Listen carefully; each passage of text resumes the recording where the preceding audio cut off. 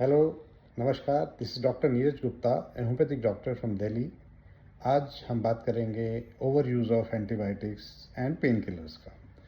बहुत कॉमनली आजकल लोग एंटीबायोटिक्स लेते हैं और डॉक्टर लोग भी कुछ प्रिस्क्राइब करते हैं, एंड पेन किलर्स का तो काफ़ी प्रचलन है।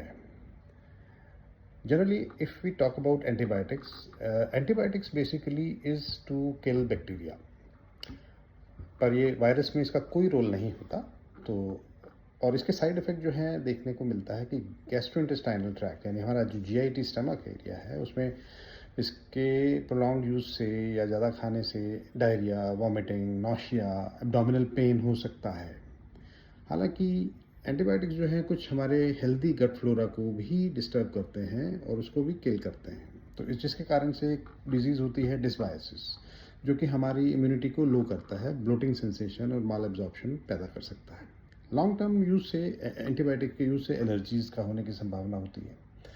कुछ फंगल इन्फेक्शंस होते हैं जो क्योंकि बेसिकली ये फंगस को भी डिस्टर्ब करता है, बैक्टीरिया को मारता है और फंगल ओवरग्रोथ हो जाती है, जो कि ओरल माउथ में कैंडाइडा की फॉर्म में या वेजाइनल थ्रश फीमेल्स के अंदर देखने को मिल सकती है। और एंटीबायोटिक्स का इफेक्ट जो है किडनी पर भी होता है, लिवर पर भी होता है। It acts as a hepatotoxic. Antibiotic जो है कुछ हेपेटोटॉक्सिक होते हैं और लॉन्ग टर्म यूज से कुछ किडनी को भी हार्म करते हैं।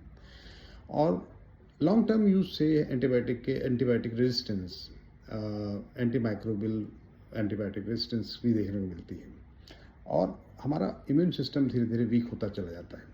तो ये तो है एंटीबायोटिक के साइड इफ़ेक्ट्स, जो हमें जानकारी बहुत ज़रूरी है।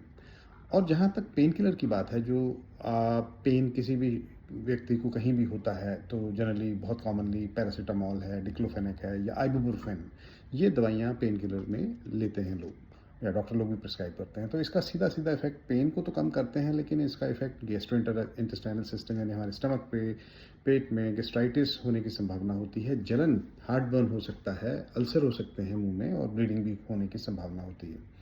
और किडनी पर भी डैमेज होता है। क्रॉनिक अगर यूज़ करता रहे कोई व्यक्ति पेन किलर तो उसका किडनी पर असर होता है।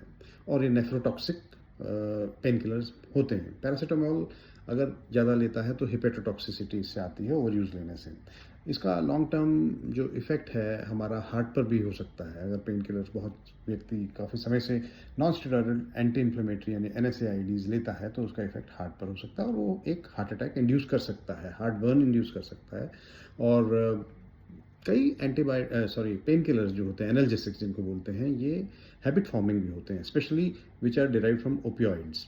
तो ये टॉलरेंस बढ़ाते हैं और क्या होता है कि व्यक्ति जो है उसको लेने की आदत सी पड़ जाती है। तो this is called as dependency. तो ये चीज़ें एक आम आदमी को समझना बहुत ज़रूरी है कि ओवर यूज़ एंटीबायोटिक्स का या पेन किलर्स का ना करें।